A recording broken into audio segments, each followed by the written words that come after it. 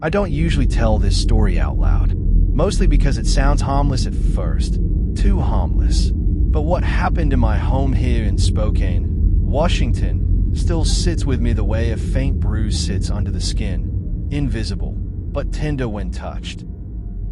And it all began the night my Alexa said a sentence that I never asked for and never should have heard.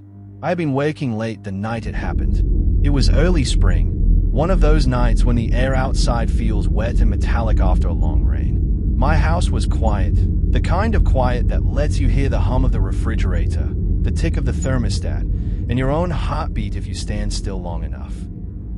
I've lived alone for about 5 years. That's why I bought smart devices in the first place, to make the house feel a little less empty. Motion sensors that turned on soft lights, a smart thermostat, a couple of smart plugs, and one Alexa device on my living room shelf. Nothing fancy, just enough to keep me company. Well, that's what I thought. It began small. I was in the kitchen reheating leftovers when I heard Alexa say quietly, "I didn't catch that. Could you repeat?" I froze. I hadn't said anything. I wasn't even facing the device. At first, I brushed it off.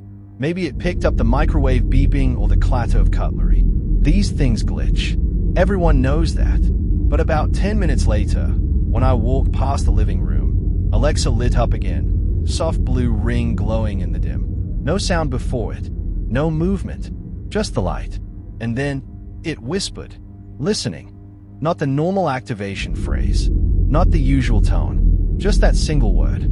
Quiet, flat, like someone was standing too close to a microphone. I stood there, feeling the hairs rise on my arms. My chest tightened the way it does when you feel eyes on you, even when you're alone. I walked over and unplugged it. I should have left it that way. The next morning, I plugged the device back in, because, honestly, I didn't want to feel paranoid. I didn't want to be the kind of person who gets spooked by electronics. Everything seemed normal, for a while.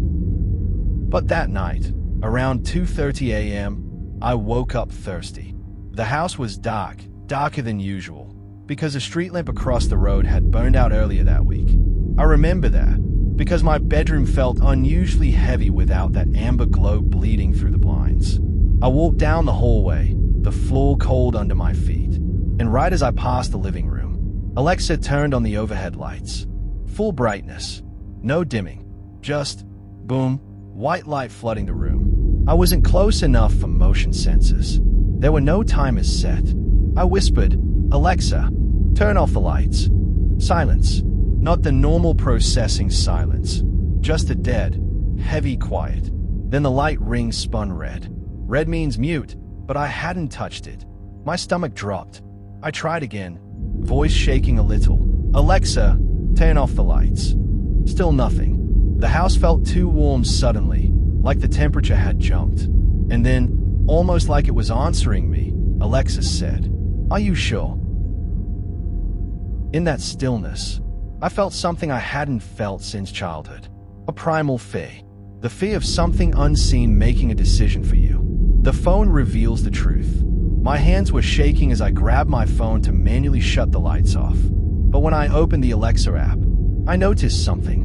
Under voice history, the log that records commands, it showed a phrase from about 2 minutes earlier.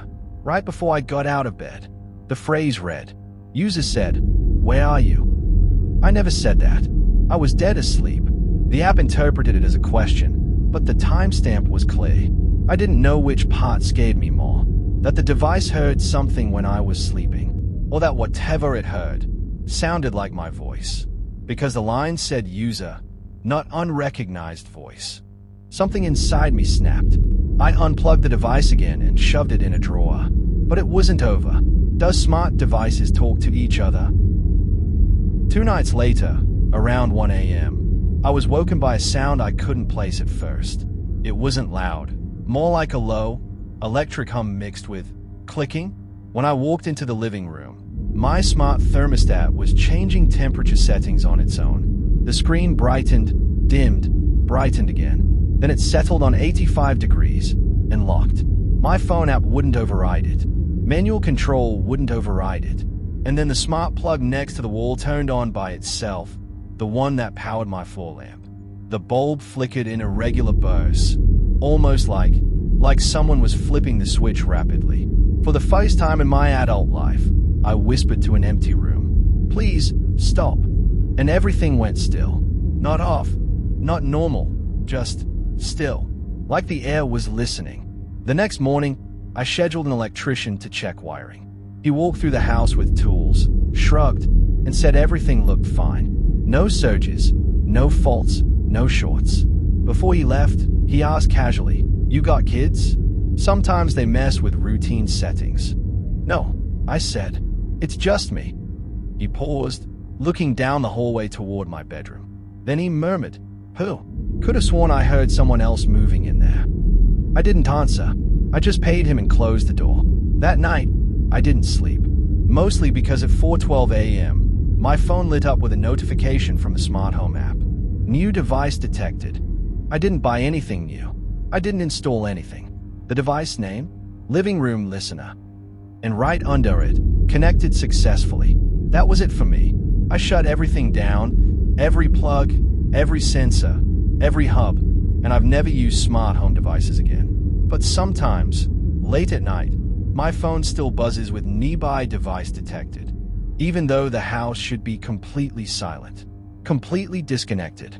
I tell myself it's interference, just stray signals. But sometimes, in the dark, when the wind moves just right, I swear I hear the faintest click, like a device waking up, listening.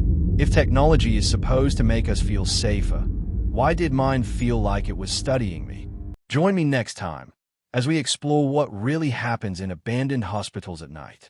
Like and subscribe to our channel. Thank you.